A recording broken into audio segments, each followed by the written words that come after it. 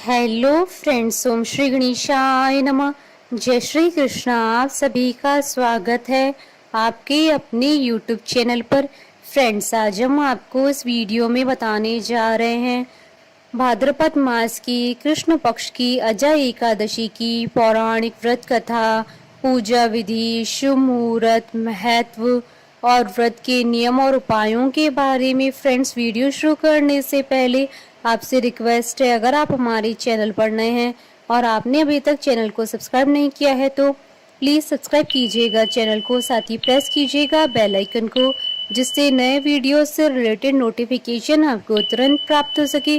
और वीडियो पसंद आने पर वीडियो को लाइक और शेयर जरूर कीजिएगा ताकि सभी भक्तों को इस वीडियो का लाभ प्राप्त हो सके। और कमेंट बॉक्स में जय श्री कृष्णा जरूर लिखिएगा।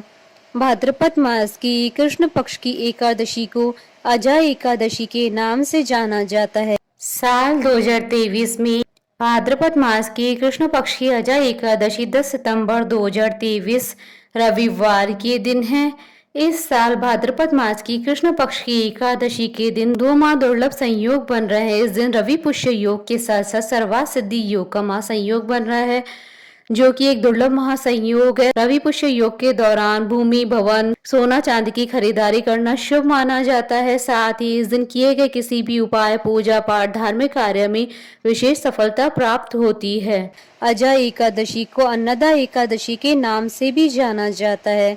अजय एकादशी पर भगवान विष्णु जी की पूजा अर्चना करने से देवी लक्ष्मी का भी आशीर्वाद प्राप्त होता है।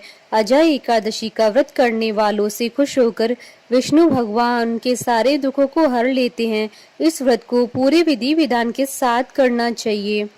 इस दिन का व्रत करने वाले व्यक्ति को अश्वमेध यज्ञ के बराबर फल प्राप्त होता है। एकादशी का व्रत भगवान विष्णु जी को प्रसन्न करने के लिए किया जाता है। मान्यता है कि भगवान विष्णु जी को एकादशी तिथि अति प्रिय है। जो भी कोई व्यक्ति इस तिथि को व्रत करता है वह भगवान विष्णु जी के प्रिय भक्तों में शामिल हो जाता है।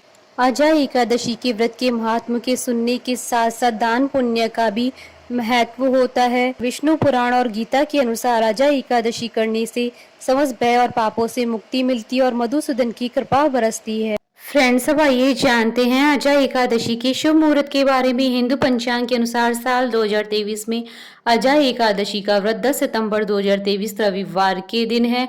भाद्रपद कृष्ण एकादशी तिथि प्रारंभ होगी 9 सितंबर 2023 को शाम 7:17 पर और भाद्रपद कृष्ण एकादशी तिथि का समापन होगा 10 सितंबर 2023 को रात्रि 9:28 पर। व्रत पारण का समय रहेगा 11 सितंबर 2023 को सुबह 6:10 से सुबह 8:40 तक और हरिवासर समाप्ति का समय रहेगा 11 सितंबर 2023 को रात्रि 11:52 पर। और इस दिन रवि पुष्य योग और सर्वार्थ सिद्धि योग रहेगा 10 सितंबर 2023 को शाम 5:06 से 11 सितंबर 2023 को सुबह 6:10 तक। रवि पुष्य योग के दौरान भूमि, भवन, सोना चांदी की खरीदारी में विशेष सफलता प्राप्त होती है और जिन किसी भी धार्मिक कार्य, पूजा पाठ, विद्या आरंभ में विशेष सफलता प्राप्त होती है। फ्रेंड्स, अब आइए जानते हैं अजय एकादशी की पूजन विधि के बारे में। इस दिन सुबह उठकर मिट्टी के लेप और कुशा से स्नान करना चाहिए। पूजन स्थल को गंगा जल से पवित्र करें। पूर्व दिशा की तरफ एक चौकी पर पीला कपड़ा बिछाकर भगवान विष्णु जी की प्रतिमा या फोटो स्थापित करें। धूप दीप जलाएं और मिट्टी का कलश स्थापित करें। भगवान को फल, फूल, पान, नारियल और सुपारी और लौंग आदि अर्पण करें और स्वयं भी पीले आसन पर बैठ जाएं और ओम अच्युताय नमः मंत्र का 108 बार जाप करें। पूरा दिन निर्हार रहकर शाम के समय अजय एकादशी की व्रत कथा सुनी और फलहार करें। शाम के समय भगवान विष्णु जी की प्रतिमा के सामने एक गाय के घी का दीपक जलाएं। दूसरे दिन सुबह ब्राह्मणों को भोजन करवाकर तथा दक्षिणा देकर उसके बाद स्वयं भी भोजन करें। फ्रेंड्स, अब आइए जानते हैं एकादशी व्रत के नियमों के बारे में। एकादशी के दिन चावल का सेवन नहीं करना चाहिए। ऐसी मान्यता है कि इस दिन जो चावल खाता है उस मनुष्य का जन्म रेंगने वाले जीव की योनि में होता है। इसलिए इस दिन जो लोग व्रत नहीं रखते हैं उन्हें भी चावल का सेवन नहीं करना चाहिए।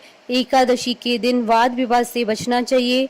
अगर आपके घर में अजय एकादशी की पूजा हो रही है तो इस बात का ध्यान रखें कि घर पर प्याज, लहसुन और तामसिक भोजन ना बनाएं। दशमी तिथि की रात्रि में ही मसूर दाल खाने से बचना चाहिए। इससे व्रत के शुभ फलों में कमी आती है। चने भी नहीं खाने चाहिए, करौंदों का भोजन नहीं करना चाहिए, शाक आदि भोजन करने से भी व्रत के फलों में कमी आती है। इस दिन शहद का सेवन करने से एकादशी व्रत के फल कम हो जाते हैं। व्रत के दिन और दशमी तिथि के दिन पूर्ण ब्रह्मचर्य का पालन करना चाहिए। फ्रेंड्स, अब आइए जानते हैं अजा एकादशी के दिन शीघ्र विवाह के लिए किए जाने वाले उपाय के बारे में। विवाह के लिए एकादशी के दिन केला और हल्दी का दान उत्तम माना जाता है। इस दिन कुंवारी लड़कियां और लड़के ये दान करते हैं तो उनका विवाह शीघ्र ही होता है। इस दिन भगवान विष्णु और माता लक्ष्मी की आराधना और पूजा पाठ करने से उनका आशीर्वाद मिलता है। फ्रेंड्स, अब आइए प्रारंभ करें अजा एकादशी की पौराणिक व्रत कथा। युधिष्ठिर ने कहा, हे भगवान, अब आप कृपा करके मुझे भाद्रपद मास के कृष्ण पक्ष की एकादशी के विषय में बतलाइए। इस एकादशी का क्या नाम है तथा इसके व्रत का क्या विधान है? इसका व्रत करने से किस फल की प्राप्ति होती है? श्री कृष्ण ने कहा, हे राजन, भाद्रपद माह की कृष्ण पक्ष की एकादशी को अजा एकादशी कहते हैं। इसका व्रत करने से सभी पाप नष्ट हो जाते हैं। इस लोक और परलोक में मदद करने वाली इस एकादशी व्रत के समान संसार में दूसरा कोई व्रत नहीं है। अब आप ध्यान पूर्वक इस एकादशी के महात्म का श्रवण करो। पौराणिक काल में भगवान श्री राम के वंश में अयोध्या नगरी में एक चक्रवर्ती राजा हरिश्चंद्र नाम के एक राजा हुए थे। राजा अपनी सत्यनिष्ठा और ईमानदारी के लिए प्रसिद्ध थे। एक बार देवताओं ने इनकी परीक्षा लेने की योजना बनाई। राजा ने स्वप्न में देखा कि ऋषि विश्वामित्र को उन्होंने अपना राजपाट दान कर दिया है। सुबह विश्वामित्र वास्तव में उनके द्वार पर आकर कहने लगे, तुमने स्वप्न में मुझे अपना राज्य दान कर दिया। राजा ने सत्यनिष्ठ व्रत का पालन करते हुए संपूर्ण राज्य विश्वामित्र को सौंप दिया। दान के लिए दक्षिणा चुकाने हेतु राजा हरिश्चंद्र को पूर्व जन्म के कर्म के फल के कारण पत्नी, बेटा और खुद को भी बेचना पड़ा। हरिश्चंद्र को एक डोम ने खरीद लिया जो शमशान भूमि में लोगों के दाह संस्कार का काम करवाता था। स्वयं वह एक चांडाल का दास बन गए। उसने उस चांडाल के यहाँ कफन लेने का काम किया, किंतु उसने इस आपत्ति के काम में भी सत्य का साथ नहीं छोड़ा। जब इसी प्रकार उसे कई वर्ष बीत गए तो उसे अपने इस नीच कर्म पर बड़ा दुख हुआ और वह इससे मुक्त होने का उपाय खोजने लगा। वह सदैव इसी चिंता में रहने लगा कि मैं क्या करूं, किस प्रकार इस नीच कर्म से मुक्ति पाऊं।